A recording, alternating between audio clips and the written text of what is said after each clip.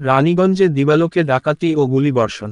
ডাকাতরা দিবালোকে রানীগঞ্জের একটি নামী বেসরকারি গহনার শোরুমে হানা দেয় এবং লুটপাট চালায়। সেই সময় গুলিও চালানো হয়। দোকানের সদস্যরা জানান ডাকাতরা গার্ডের বন্দুকও ছিনিয়ে নেয় এবং কিছুক্ষণের মধ্যে পুলিশও গুলি চালায়।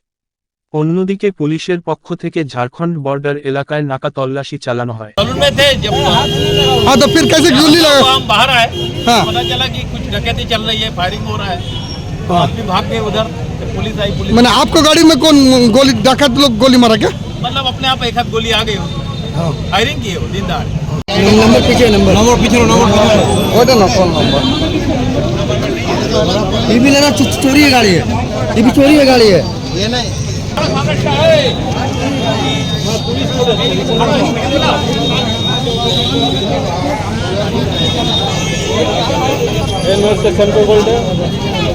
সেও বললে একেতি হয়েছে ভিতরে ওর গার্ডে বন্দুক কেড়ে নিয়েছে।